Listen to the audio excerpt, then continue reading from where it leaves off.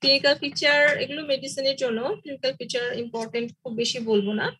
আর খুবই বেশি ইম্পর্টেন্ট আমাদের হচ্ছে প্রিভেনশন এন্ড ম্যানেজমেন্ট, ঠিক আছে? কারণ প্রিভেনশনের মধ্যে আমাদের মাইক্রোবায়োলজির এখানে আমাদের ভ্যাকসিনের ব্যাপারগুলো আছে, সো এই জায়গাগুলো খুব ইম্পর্টেন্ট। এখন ট্রান্সমিশন আমরা দেখি ট্রান্সমিশন হচ্ছে ট্রান্সমিট হবে by the bite of the rabid animal. যে অ্যানিমেল গুলো র্যাবিস ভাইরাস থেকে ট্রান্সমিট করছে তাদেরকে আমরা বলছি র্যাবিড অ্যানিমেল। তো এক্ষেত্রে দেখো আমাদের বিভিন্ন বইয়ে বিভিন্ন রকম থাকে র্যাবিড অ্যানিমেল কি কি, তারপর কি কি স্পেশালি ফর বাংলাদেশ। এখানে আমি তোমাদের কিছু নাম বলছি, তুমি এটা পারলে একটু নোট করতে পারো। ডগ, বাংলাদেশের জন্য অ্যারাউন্ড 99% কেসেস এর ক্ষেত্রে ডগ হচ্ছে ফার্স্ট মানে ইম্পর্টেন্ট র্যাবিড অ্যানিমেল। এছাড়া বাংলাদেশের জন্য আমরা বলি মঙ্গুস, এটা বেজি, জ্যাকেল, ফক্স, উলফ, ক্যাট। তারপর কিছু কিছু দেশের জন্য হায়না, ভ্যাম্পায়ার ক্যাট, এগুলো হচ্ছে রিজার্ভার বা র্যাবিড অ্যানিমেল আমরা যেগুলোকে বলছি নাম দিচ্ছি। আবার কোনো কোনো জায়গাতে বাইরে আরো কিছু অ্যানিমেলস থাকে, যে শাংস, রেকুনস, অনেক কিছু বলা হচ্ছে, সেগুলো একটু আসলে ফরেন কান্ট্রিজ এর জন্য, আমাদের তো কমন আমাদের দেশের জন্য।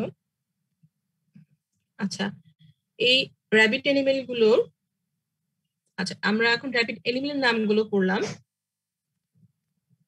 রায় যোশী মনে হয় অ্যাড হলো। আচ্ছা, র্যাবিড অ্যানিমেল গুলোর আমরা নাম পড়লাম। হ্যাঁ, এখন মোড অফ ট্রান্সমিশন কিভাবে হচ্ছে, খুব সহজ কথা, র্যাবিড অ্যানিমেলের বাইটের মাধ্যমে হচ্ছে, এটাই মেইনলি হয়। এছাড়াও কিন্তু অন্য রেয়ারলি কয়েকটা ওয়েতে র্যাবিস হতে পারে বা র্যাবিস ভাইরাস ট্রান্সমিট হতে পারে। সে ওয়েগুলো কি কি? Aerosols of bad secretions containing rabies virus, ঠিক আছে? আর অনেকে প্রশ্ন করে পার্সন টু পার্সন হতে পারে কিনা। তো কিছু তথ্য থেকে দেখা যায় অ্যাকচুয়ালি যে চাইল্ড বাইটিং টু প্যারেন্টস, কোনো কোনো ক্ষেত্রে যদি আক্রান্ত ব্যক্তি বাইট করে সেক্ষেত্রে একটা হওয়ার চান্স থাকে। আর একটা ইম্পর্টেন্ট সোর্স হচ্ছে, যদিও রেয়ার বাট ইম্পর্টেন্ট, হচ্ছে কর্নিয়াল অ্যান্ড অর্গান ট্রান্সপ্লান্টেশন। তার মানে যদি কারো র্যাবিস হয়ে থাকে, আনডায়াগনোজড অবস্থায় থাকে, সে যদি ডোনার হয়, পরে যদি কাউকে ট্রান্সপ্লান্ট করে, সেখান থেকে আসতে পারে। সো আচ্ছা, তাহলে আমরা এখন তোমাদের মোড অফ ট্রান্সমিশন হয়ে গেল। এখন আরেকটি ইম্পর্টেন্ট ফিচার হচ্ছে সিমটমস অফ র্যাবিড অ্যানিমেল। হ্যাঁ, একটা রাস্তায় কুকুর যাচ্ছে, সেটা কামড় দিলেই কি র্যাবিস হয়ে যাবে? অনেকের মনে প্রশ্ন থাকে। তো সেক্ষেত্রে যে কোনো র্যাবিড অ্যানিমেলেরই কিছু সিমটম থাকে। সেই সিমটম গুলোর মধ্যে আসছে হচ্ছে আনইউজুয়াল বার্কিং, ঠিক আছে? আনইউজুয়াল বার্কিং একটা ইম্পর্টেন্ট ফিচার, তার aimless to and fro movement. Okay, aimless to and fro movement করবে, সে ছোটাছুটি করবে। Dribbling of saliva from the angle of the mouth or unprovocation bite, এটা একটা ইম্পর্টেন্ট ফ্যাক্টর, যে আনপ্রোভোকেশন বাইট, তুমি কিছুই করনি, হঠাৎ করে সে কামড় দিল। এই সবকিছু অ্যাকচুয়ালি হয় র্যাবিড অ্যানিমেলের যখন এনকেফালাইটিস ডেভেলপ করে, তার ব্রেন ফাংশনের কিছু ডিস্টারবেন্স হয়, সেজন্য তাদের এই আনপ্রোভোকেশন বাইট বলো বা আনইউজুয়াল বার্কিং বলো, এগুলো হয়। তো এরকম যদি কোনো অ্যানিমেল বাইট করে তাহলে কিন্তু চিন্তার বিষয়, তাহলে ধরে নেওয়া হতে পারে যে তার মেবি সে র্যাবিস আক্রান্ত। তখন একটু টেনশন নিয়ে অ্যাকচুয়ালি তখন ভ্যাকসিনেশনটা আরো দ্রুত করে নেওয়া উচিত। আচ্ছা, আমরা এতটুকুর পরে আমরা এখন একটু দেখি যে প্যাথোজেনেসিস কিভাবে হয়। হ্যাঁ, প্যাথোজেনেসিস আমাদের র্যাবিস ভাইরাসের প্যাথোজেনেসিস, এটা কিন্তু ইম্পর্টেন্ট। এটার আসলে রিটেনের জন্য ইম্পর্টেন্ট, তোমাদের ভাইভার জন্য ইম্পর্টেন্ট। আচ্ছা, যখন একটা infected dog or rabid animal bite করে একটা হেলদি ইন্ডিভিজুয়ালকে, তখন সেই সাইটে স্যালাইভা যখন যায়, স্যালাইভার মাধ্যমে ভাইরাসটা ইনজেক্টেড হয়ে যায়। তো সেই লোকাল সাইটেই তখন ভাইরাসটা রেপ্লিকেট করে সেখান থেকে সেন্সরি যে নিউরন গুলো আছে, সেই সেন্সরি নিউরনের মাধ্যমে ওরা সেন্ট্রাল নার্ভাস সিস্টেমে চলে আসে। সেন্ট্রাল নার্ভাস সিস্টেমে আসার পর আলটিমেটলি ভাইরাসগুলো রেপ্লিকেট করে। অ্যান্ড দেন যখন সেন্ট্রাল নার্ভাস সিস্টেমে রেপ্লিকেশনটা হয় ভাইরাসের, তখন সেখানে নিউরাল ডেথ হতে পারে, ডিমাইলিনেশন হতে পারে, মাইলিন যে টিস্যুগুলো সেগুলোর, আবার এনকেফালাইটিস ডেভেলপ করতে পারে। এই সব কিছুর ফিচার্স থেকে আসলে আমরা যে ফিচার্স গুলা পাই লাস্টে, সিজার, প্যারালাইসিস, কোমা, এগুলো হতে পারে।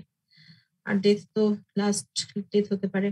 ঠিক আছে, পরে আবার পরে আরেকটা কথা বলা হচ্ছে যে তোমার যখন সেন্ট্রাল নার্ভাস সিস্টেম মাল্টিপ্লিকেশন গুলো হবে, এই সিমটমস দেখা যাবে, সেখান থেকে আবার সেগুলো পেরিফেরাল নার্ভাস সিস্টেমের মাধ্যমে স্যালাভারি গ্ল্যান্ডে আবার ফেরত আসবে, বা কিছু অর্গানে ফেরত যেতে পারে। এই স্যালাভারি গ্ল্যান্ডে ফেরত আসার পরে সেখান থেকে যদি ফার্দার সেই প্রাণীটা অন্য কাউকে কামড় দেয়, আক্রান্ত প্রাণীটা, তার কিন্তু আবার ট্রান্সমিট হয়ে যাবে।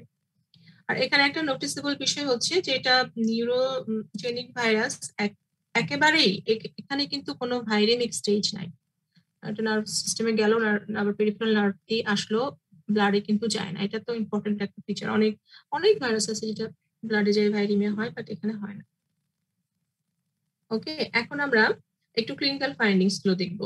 এখন ধরো আমরা দেখলাম যে র্যাবিড অ্যানিমেল কি কি আছে, তারা বাইট করলো, করার পর প্যাথোজেনেসিস হওয়ার পর আমরা অ্যাকচুয়ালি ক্লিনিক্যাল ফিচার্স কি পাবো। অন্যান্য ভাইরাসের চেয়ে এখানে একটু ইম্পর্টেন্ট একটা ব্যাপার আছে, ইনকিউবেশন পিরিয়ড। র্যাবিসের ইনকিউবেশন পিরিয়ডটা আমরা অনেক ভাইরাসের ক্ষেত্রে 7 দিন, 10 দিন, 14 দিন এরকম পাই, তাই না, কমনলি। তো এখানে দেখো আমরা কিন্তু এখানে মজার বিষয় হচ্ছে যে কোথায় কামড়িয়েছে র্যাবিড অ্যানিমেল, তারপর ডিপেন্ড করে ইনকিউবেশন পিরিয়ডটা শর্টার থেকে লঙ্গার হতে পারে। ঠিক আছে, এখানে বলা হচ্ছে যে এটা 2 উইকস টু 16 উইকস আর লঙ্গারও হতে পারে। যদি হেড নেক রিজনের কাছাকাছি কামড়ায়, তাহলে ভাইরাসটার সেন্ট্রাল নার্ভাস সিস্টেমে ট্রান্সমিট হতে কম সময় লাগবে, সো ইনকিউবেশন পিরিয়ডটা কম হবে। বা যদি বডি পার্টের কোনো ডিস্টেন্ট এরিয়াতে কামড়ায়, যেমন লেগ, তাহলে পারে কিন্তু ইনকিউবেশন পিরিয়ডটা লঙ্গার হয়ে যাবে। সেটা লঙ্গার, ইভেন 16 উইকস, 16 সপ্তাহ, তার চেয়েও বেশি হতে পারে। রবি কুমার কিছু বলছো?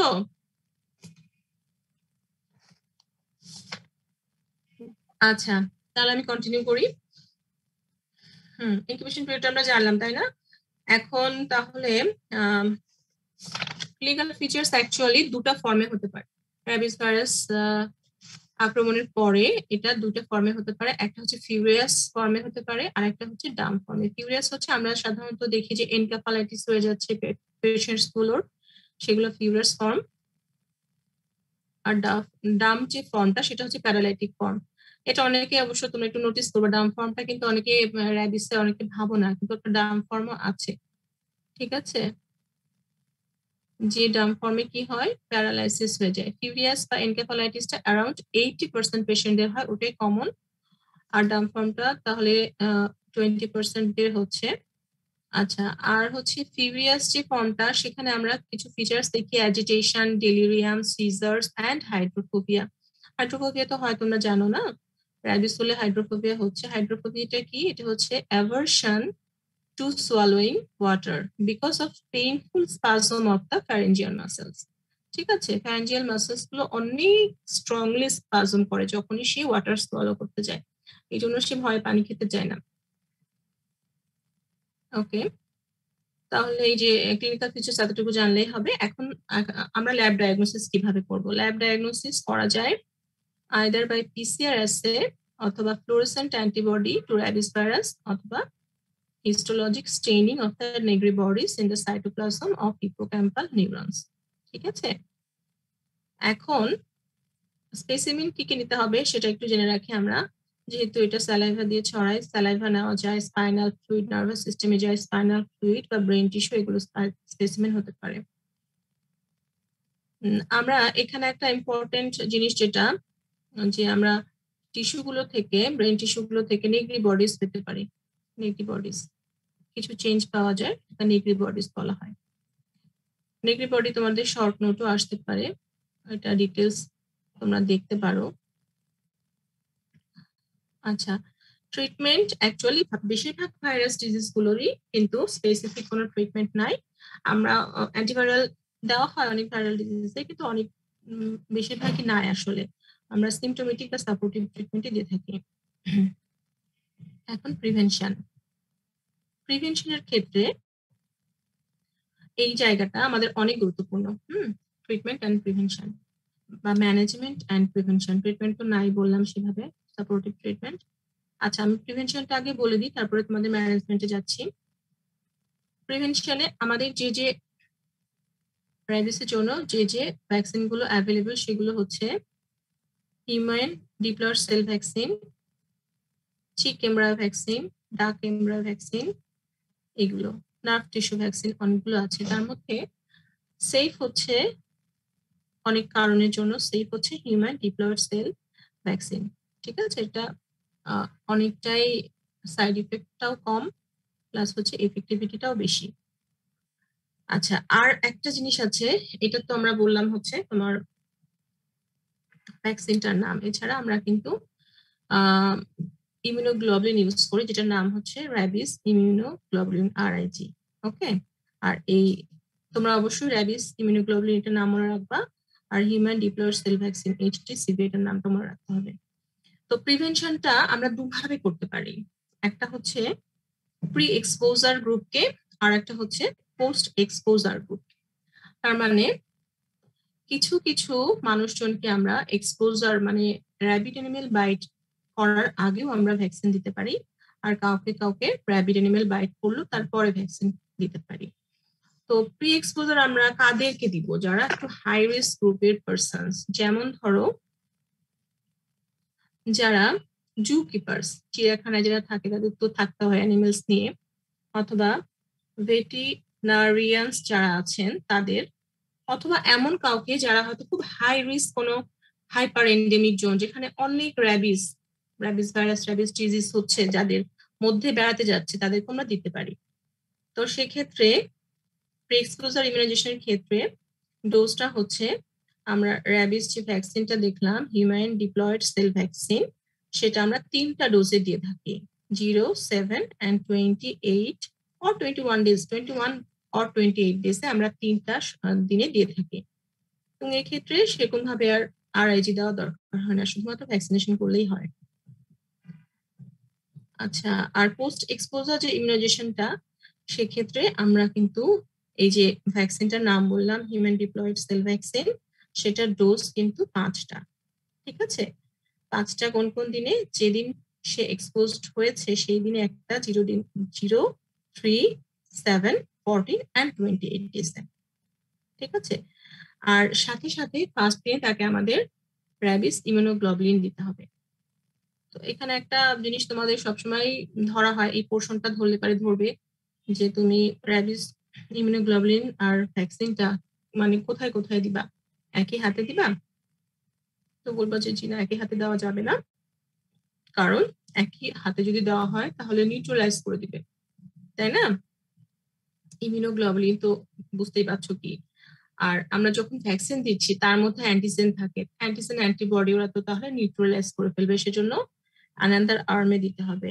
এক হাতে যদি ভ্যাকসিন দাও তাহলে ইমিউনোগ্লোবুলিনটা আরেকটা হাতে দিতে হবে ইন্ট্রামাসকুলারলি। ওকে, আচ্ছা, তো এটা আমাদের গেল প্রিভেনশন। এখন প্রিভেনশনের পরে জাস্ট সামান্য কথা অ্যাড করলেই ম্যানেজমেন্ট অফ র্যাবিস হয়ে যাবে। ম্যানেজমেন্ট অফ র্যাবিস এটাও খুব কমন একটা কোয়েশ্চেন তোমাদের জন্য।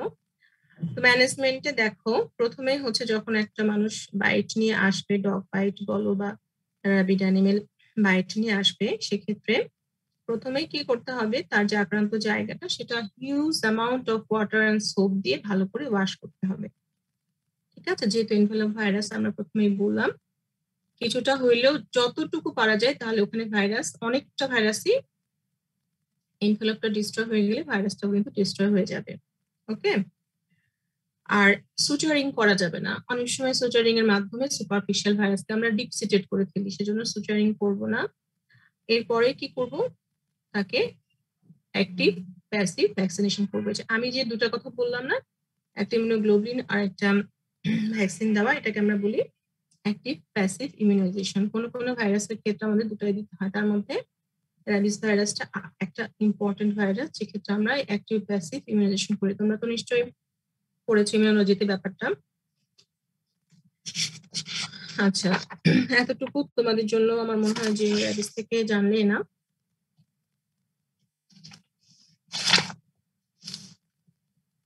আমরা তাহলে র্যাবিস ভাইরাসের এখান থেকে যতটুকু পড়লাম তোমাদের জন্য আরেকবার বলছি, প্যাথোজেনেসিস,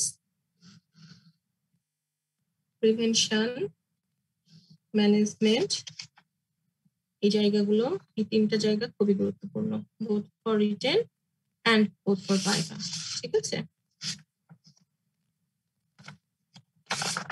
ওকে, তাহলে আমাদের পরবর্তী ভাইরাসটা হচ্ছে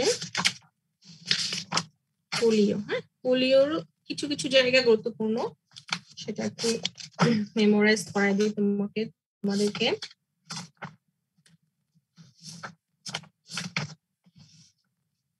আচ্ছা, তাহলে পোলিওতে আমরা কিছু কথা তো জেনে ফেললাম, তাই না?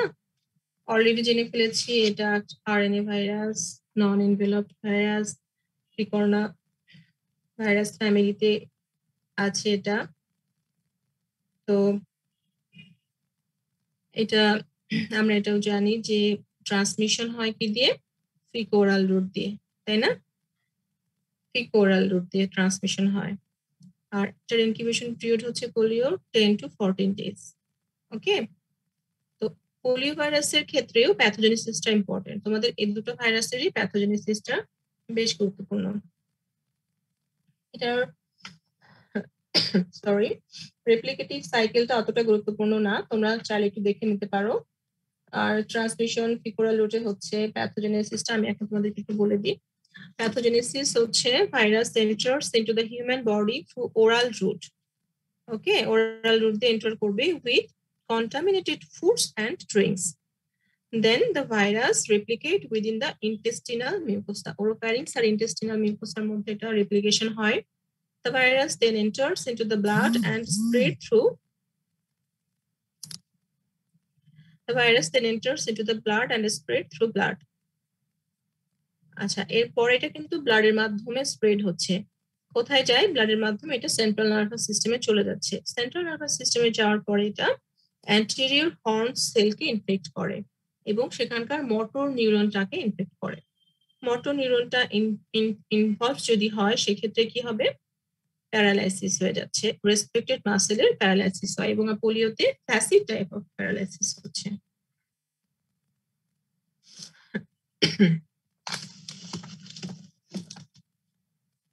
আচ্ছা, তাহলে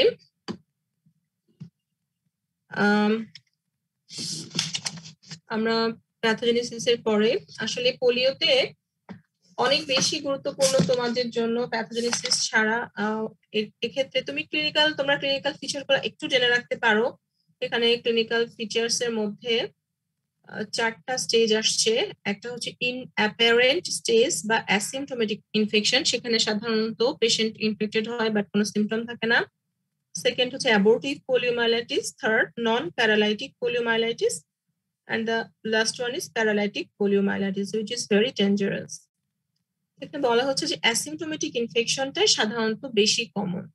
রাফলি just 1% of the infections are clinically apparent.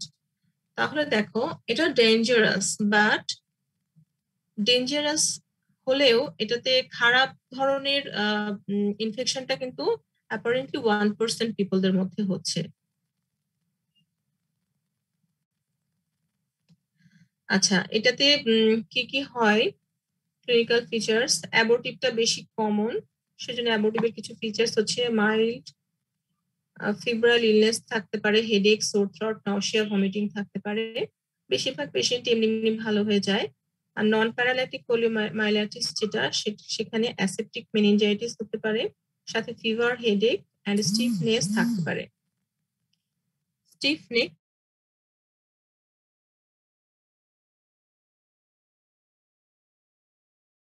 জানলেই হবে।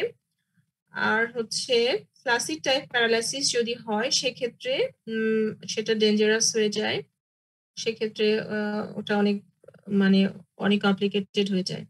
এখন প্রিভেনশন, এখন কিন্তু পোলিও ভ্যাকসিনের জন্য সারা বিশ্ব থেকে পোলিও ইরাডিকেটেড ঠিক বলা যাবে না, নাই বললেই চলে। এই জন্য ভ্যাকসিনের অনেক অবদান। তো পোলিও ভ্যাকসিন 2 রকম, আমরা জানি সেটা, ঠিক আছে। আচ্ছা, পোলিও ভ্যাকসিনে আসার আগে আমরা একটু জাস্ট হচ্ছে ল্যাব ডায়াগনোসিস একটু করি, ল্যাবরেটরিতে কেমন করে ডায়াগনোসিস করতে পারবো। The diagnosis is made either by isolation of the virus or by a rise in antibody titer. ঠিক আছে, আইসোলেট করতে পারি অথবা অ্যান্টিবডি টাইটার রাইজ দেখে আমরা এটাকে ডায়াগনোসিস করতে পারি। Virus can be recovered from throat, stool or spinal fluid by inoculation of cell culture. ঠিক আছে, আর এই ভাইরাসটা সাইটোপ্যাথিক এফেক্টও করে, এটা একটা ইম্পর্টেন্ট ফিচার। আচ্ছা, ট্রিটমেন্টে একই রকম বলা হচ্ছে, এখানে খুব স্পেসিফিক কোনো ট্রিটমেন্ট নাই, সিমটোম্যাটিক ট্রিটমেন্ট। এখন আমরা প্রিভেনশনের ক্ষেত্রে বললাম যে 2 রকম ভ্যাকসিন পাওয়া যায়। কিল্ড ভ্যাকসিন, পোলিওর যেটা কিল্ড ভ্যাকসিন সেটার দুটো নাম আছে, একটা হচ্ছে সক ভ্যাকসিন বা ইনঅ্যাক্টিভেটেড ভ্যাকসিন, আইপিভি বলা হয়, হ্যাঁ, ইনঅ্যাক্টিভেটেড পোলিও ভ্যাকসিন। আর লাইভ অ্যাটেনুয়েটেড যে ভ্যাকসিনটা সেটাকে আমরা বলি সাবিন বা ওরাল ভ্যাকসিন বা ওপিভি। দুটাই তো বাংলাদেশে দেওয়া হচ্ছে, ওপিভিও দেওয়া হয়, আইপিভিও দেওয়া হয়। তো এখন তোমাদের জন্য গুরুত্বপূর্ণ হচ্ছে যে এই দুটা ভ্যাকসিনের ডিফারেন্স কি, এই দুটা ভ্যাকসিনের মধ্যে প্রত্যেকটারই একটার অ্যাডভান্টেজ আছে, ডিসঅ্যাডভান্টেজ আছে, আর একটারও কিছু অ্যাডভান্টেজ আছে, ডিসঅ্যাডভান্টেজ আছে, ঠিক আছে? তো আমরা একটু ডিফারেন্সটা একটু দেখে নিই। ডিফারেন্স হচ্ছে কিল ভ্যাকসিন আর লাইভ ভ্যাকসিন। হ্যাঁ, কিল ভ্যাকসিনটা ডিজিজ প্রিভেন্ট যদি বলো, দুটা ভ্যাকসিনই ডিজিজ প্রিভেন্ট করে। আর ট্রান্সমিশন প্রিভেনশন যদি বলা হলে, কিল ভ্যাকসিন ট্রান্সমিশন প্রিভেনশন করতে পারবে না, কিন্তু লাইভ ভ্যাকসিন যেটা সেটা ট্রান্সমিশন প্রিভেনশন করতে পারবে। ইনডিউসেস হিউমারাল ইমিউনোগ্লোবুলিন জি, দুইটা ভ্যাকসিনই এটাকে ইনডিউস করতে পারে, ইমিউনোগ্লোবুলিন জি কে। কিন্তু ইনডিউসেস ইন্টেস্টিনাল ইমিউনোগ্লোবুলিন এ, যেটা ইন্টেস্টাইনে, সেটা শুধুমাত্র লাইভ ভ্যাকসিন করতে পারবে, কিল করতে পারবে না। Then affords secondary protection by spread to others. Secondary প্রোটেকশনটাকে লাইভ ভ্যাকসিনটা প্রোটেকশন দিতে পারবে কিন্তু কিল পারবে না। Interferes with replication of virulent virus in gut, এটাও লাইভ পারবে, কিল পারবে না। রিভার্স টু ভিরুলেন্স, যে কিল সে তো রিভার্সনের প্রশ্নই নাই, এটা লাইভ হতে পারে, রেয়ারলি হতে পারে। আচ্ছা, রুট অফ ট্রান্সমিশন বোঝাই যাচ্ছে, ওরাল হচ্ছে ওরালি, আর কিল হচ্ছে ইনজেক্টেবল ফর্মে আছে। আর লাইভটা যেহেতু লাইভ, ওটার কিন্তু রেফ্রিজারেশন লাগে, কিন্তু কিল্ডের লাগে না। ডিউরেশন অফ ইমিউনিটি, কিল্ডের শর্টার, লাইভের হচ্ছে লঙ্গার, ঠিক আছে? এখন এখান থেকে আমরা এই ভ্যাকসিন গুলোর অ্যাকচুয়ালি ডিসঅ্যাডভান্টেজ অ্যাডভান্টেজ দুটো দেখতে পারি। ওকে, লাইভ অ্যাটেনুয়েটেড ভ্যাকসিন দেখো, আমরা যেটা পড়লাম ফিচার্স গুলো, তাহলে অ্যাডভান্টেজের মধ্যে আমরা কি দেখতে পারি? এটা বলছে যে small amount of virus replicates and produce more antigen and more antibody which will give more protection, ঠিক আছে? লাইভের ক্ষেত্রে আমরা মোর প্রোটেকশনটা পেতে পারি। ইজি টু অ্যাডমিনিস্টার্ড, তাহলে ওরালি দেওয়া হলে ইজি টু অ্যাডমিনিস্ট্রেট, তার এটা তো বোঝা যাচ্ছে। Duration of protection will be long, level of protection will be high. Live vaccine causes secretion of intestinal immunoglobulin A. This immunoglobulin A এটা কি করে, ভিরুলেন্ট টাইপটারও প্রোটেকশন দেয়, ঠিক আছে? আচ্ছা, পোলিও ভাইরাসের কিন্তু 3টা সেরোটাইপ আছে, সেরোটাইপ 1 2 3, 3টা। আর ডিসঅ্যাডভান্টেজ কি হতে পারে বলা হচ্ছে, যেহেতু এটা লাইভ সেহেতু রিভার্সন ইনটু ভিরুলেন্ট টাইপ হতে পারে বা প্যাথোজেনিক ফর্মে যেতে পারে। It may be pathogenic for immunocompromised person. Immunocompromised person, যে কোনো পারসনেরই লাইভ যে কোনো ভ্যাকসিনটাই কিন্তু তাদের জন্য একটু হতে পারে, প্যাথোজেনিক ফর্মে যে তাদের জন্য ডেঞ্জারাস হতে পারে। অ্যান্ড রিকোয়ার্ড রেফ্রিজারেশন, যেহেতু লাইভ সেহেতু রেফ্রিজারেশন লাগছে। আর ইনঅ্যাক্টিভেটেড বা কিল ভ্যাকসিন গুলোর ক্ষেত্রে ডিসঅ্যাডভান্টেজ হচ্ছে যে লেভেল অফ প্রোটেকশনটা লো, ডিউরেশন অফ প্রোটেকশনটা শর্ট, বাট এটার অ্যাডভান্টেজ হচ্ছে এটা প্যাথোজেনিক ফর্মটা রিভার্স হতে পারে না। ইমিউনো কম্প্রোমাইজড পার্সনের ক্ষেত্রে প্যাথোজেনিক কখনোই হবে না, আর রেফ্রিজারেশন লাগে না, ঠিক আছে?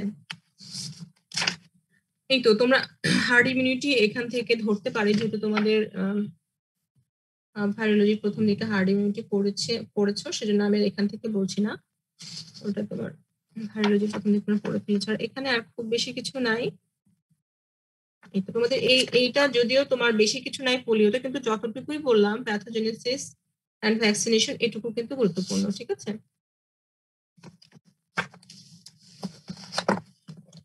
তোমরা কি বুঝতে পেরেছো?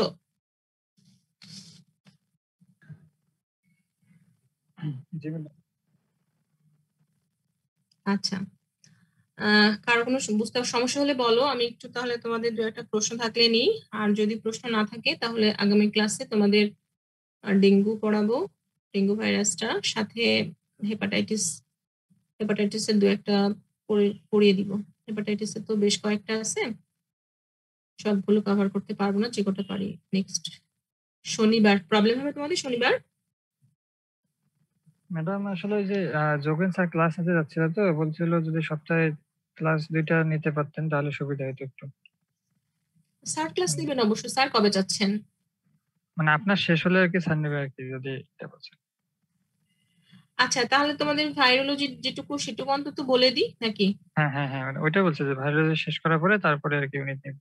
ওকে ওকে, স্যার চাইলে তো অবশ্যই তোমরা তাহলে স্যারেরটা ক্লাস করবা, সমস্যা নাই। তোমাদের যদি স্যার নিতে চায় তাহলে তো খুব ভালো কথা।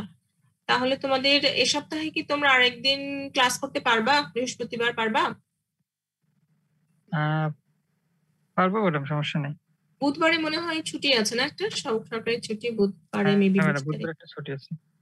তাহলে বৃহস্পতিবারে আমি আরেকটা ক্লাস নিয়ে দিই। এই সপ্তাহে দুটো হয়ে গেলে নেক্সট উইকে আরেকটা যদি বাকি, আমি চেষ্টা করবো কাভার করে দিতে নেক্সট দিনই, যদি শেষ হয়ে যায় ভালো, আর শেষ না হলে নেক্সট উইকে আরেকটা হয়তো নিব।